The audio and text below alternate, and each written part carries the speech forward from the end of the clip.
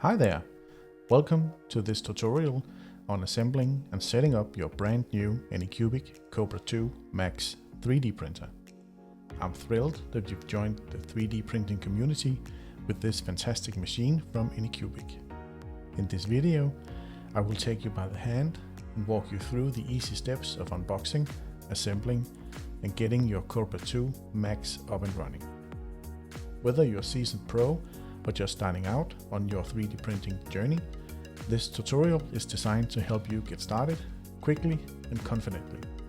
So grab a cup of coffee, sit back, and let's get started. Unboxing.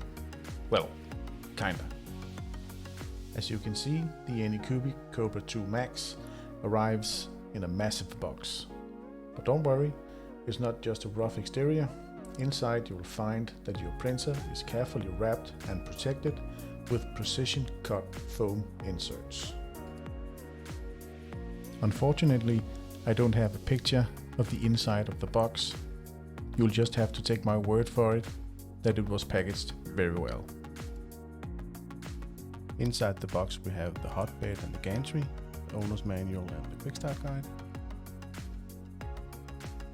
The print head with the PTFE feeding tube, the stepper motor for driving the filament, the extruder, airflow, hall sensor,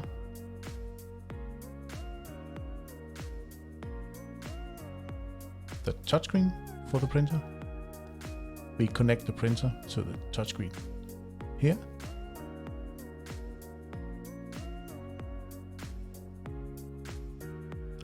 The spool holder,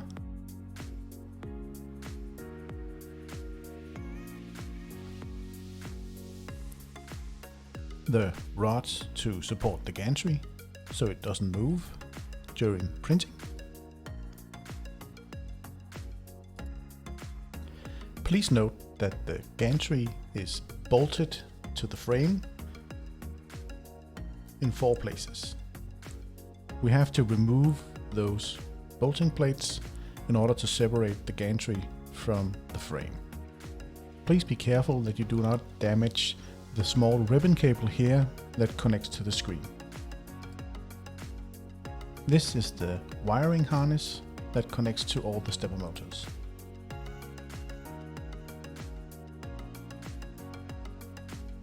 Again, please be very careful when removing the tape from the ribbon cable. It tears easily.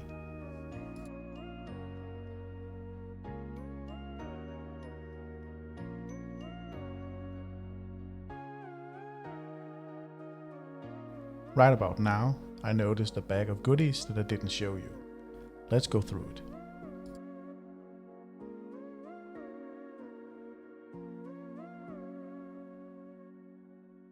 Inside you will find a nozzle cleaning tool, a needle, some zip ties, another one right here, some screws for assembling the printer, some plastic clips, a spare nozzle, Allen keys, some wrenches, filament, USB drive, filament runout sensor, Wi-Fi antenna, and a certificate. Some assembly required. Let's begin by removing the bolting plates, thus separating the gantry from the frame.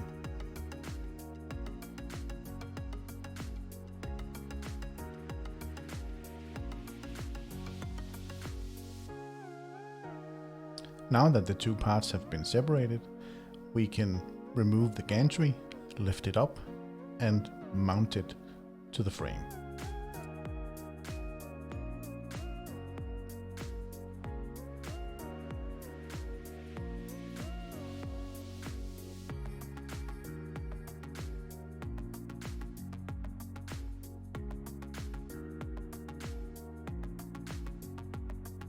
Now we have to install the gantry support rods. They are bolted to the frame and to the top of the gantry. What I'm doing here out of the view of the camera, I'm finding the correct screws and spacers for the support rods.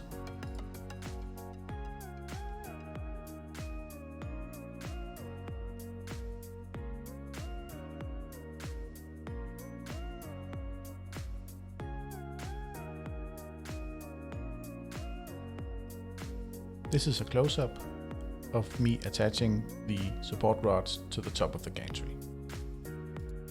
You have to do the same for the other side.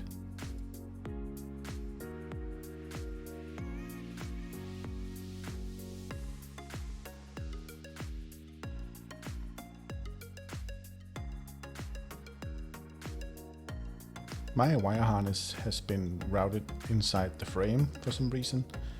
Remove the twisty tie, like I'm doing here, and reroute the harness. For good measure, I brought out my square to make sure that the gantry is 90 degrees perpendicular to the table.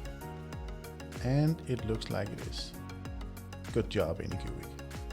After making sure that the gantry is 90 degrees, we can now tighten the bolts, securing the gantry to the frame. Also tighten the nut on the support rod and the bolt on the gantry. Do this on both sides. Now cut the zip ties that are keeping the Z-axis in place. Grab the Z-axis belt and pull it, moving the Z-axis halfway down the gantry. Now it's time to mount the print head. Mount it on the plate on the gantry. Install the X-axis belt tensioner. Screw the tensioner to the maximum. And then loosen them one turn to make the belt tight. Insert the ribbon cable into the screen and bolt the screen to the frame.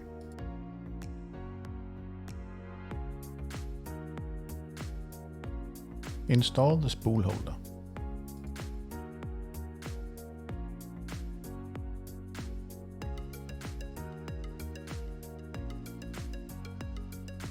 Attach the PTFE feeding tube to the gantry.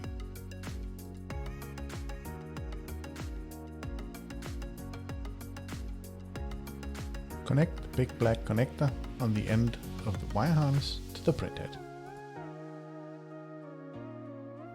Connect the little white connector labeled E on the stepper motor. Now connect the single wire PE with the other single wire labeled PE.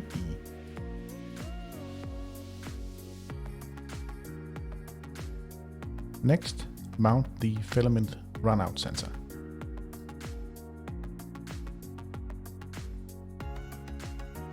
Locate the connector labeled E on the wire harness and connect it to the filament runout sensor.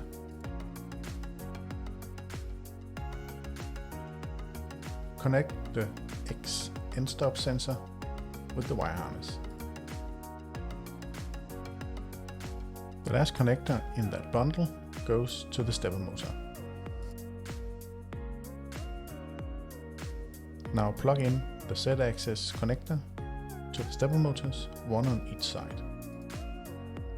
Attach the wire harness to the PTFE feeding tube with the plastic clips.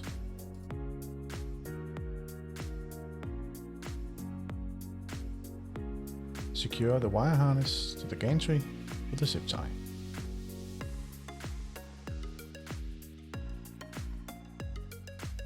Lastly, install the Wi-Fi antenna.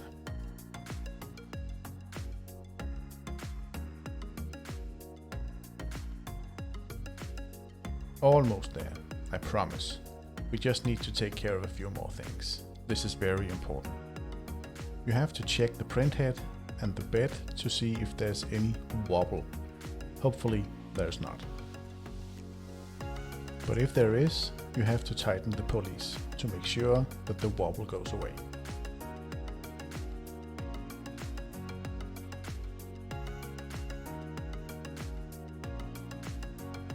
Leveling the gantry. This is a step that is often missed but very important. Measure the distance from the gantry to the print bed in both sides. It's important that they are the same distance from the print bed. If the gantry is crooked, you can adjust it by removing the belt at the top and turning the rods by hand. Now check the pom wheels. They have to be tight. There are 3 in each end of the gantry. You shouldn't be able to move any of the wheels by hand. If you can, tighten it with a wrench. You can only tighten one of the pom wheels in each side.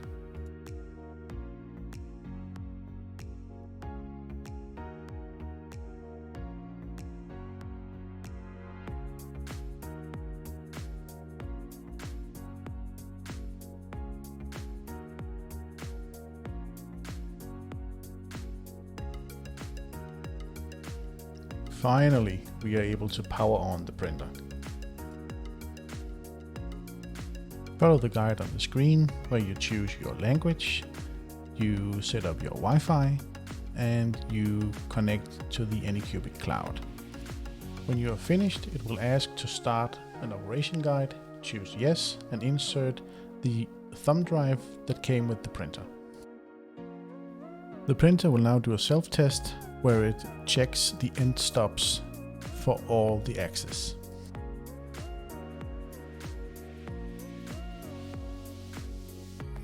Everything looks to be in order. Now we will do an auto level.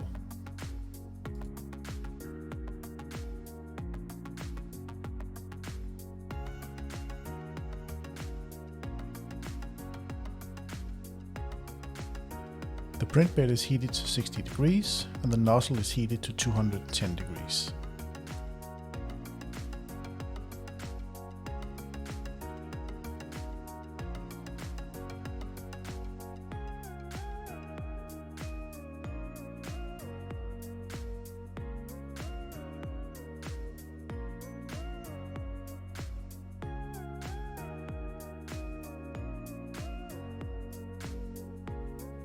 Everything was successful.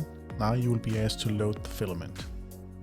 Attach the spool and lead the filament into the PTFE tube down into the printhead.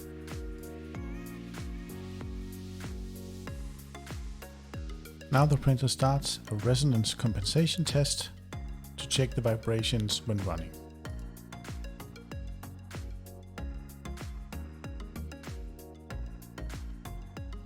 Test completed. Now it will ask if you want to print the test file. Select No for now. Go ahead and power off the printer on the power button on the side. Another very important step is to clean the PEI sheet. Remove it from the printer and wash it in warm soapy water. Dry it with a clean towel and rinse the build plate off with isopropyl alcohol before each print. It's very important that your belts are not too tight and not too loose. If it's too loose or too tight, you might experience layer shift. Turn the knob all the way in and then loosen it by one turn. In order to prevent filament leaking out of the hot end through the heater block, you have to tighten the nozzle while it's hot. In order to get access to the hot end and the nozzle, you have to remove the shroud that covers the printhead. Remove the 2 screws at the back, like I've shown here.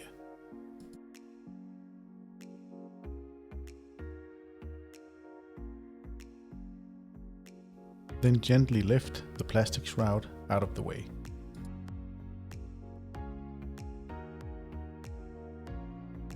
In order to remove the shroud completely, you have to unplug the fan. Remove the silicone sock to get access to the heater block and the nozzle. Here I have an old sock with the bottom cut away in order to access the nozzle. I use this so I don't scuff up the aluminum heater block with my pliers.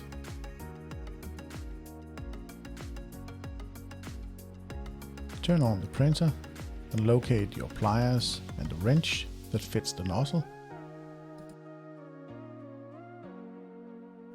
Set the hot end to 230 degrees and wait for it to heat up. Now grab the heater block with your pliers and tighten the nozzle, but take care not to over tighten the nozzle, it might snap if you use too much force. Now reassemble the print head. Now it's time to print something. Or is it? I attempted to print a benchy. That did not go well, as you can see.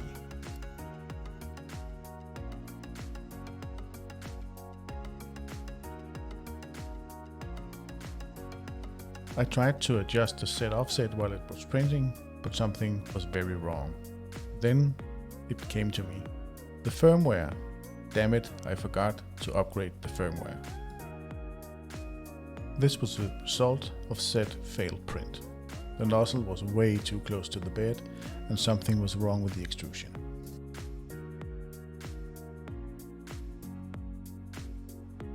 There was another thing I forgot. I touched the nozzle. I actually tightened it, so I needed to re-level the bed.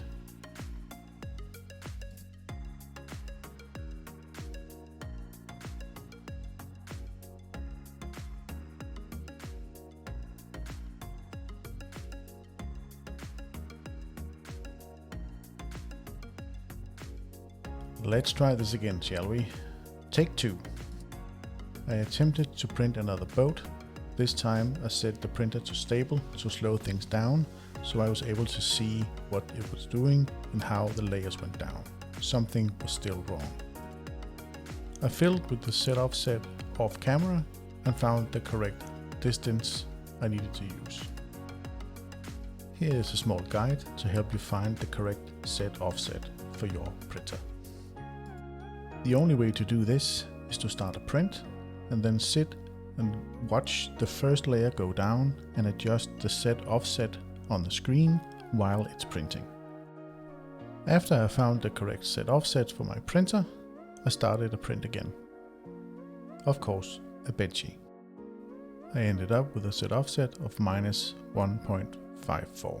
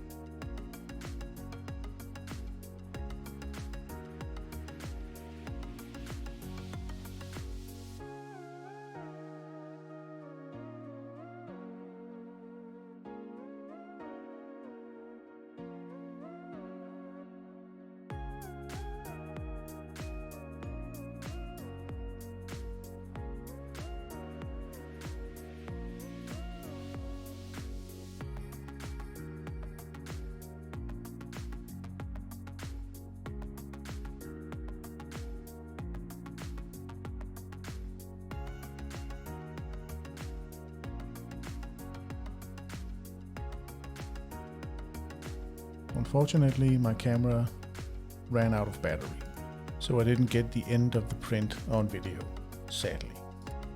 Test benchy complete. Now listen to this satisfying pop.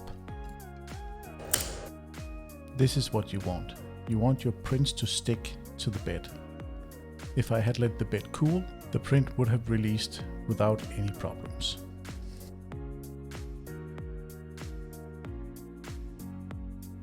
And that's it. Your Anycubic Kobra 2 Max 3D printer is now up and running, ready to start printing your favorite designs. Whether you're a maker, artist, or just curious about 3D printing, this machine has the power to bring your ideas to life. Thanks for watching my tutorial on assembling and setting up your Kobra 2 Max. I hope you found it helpful and informative.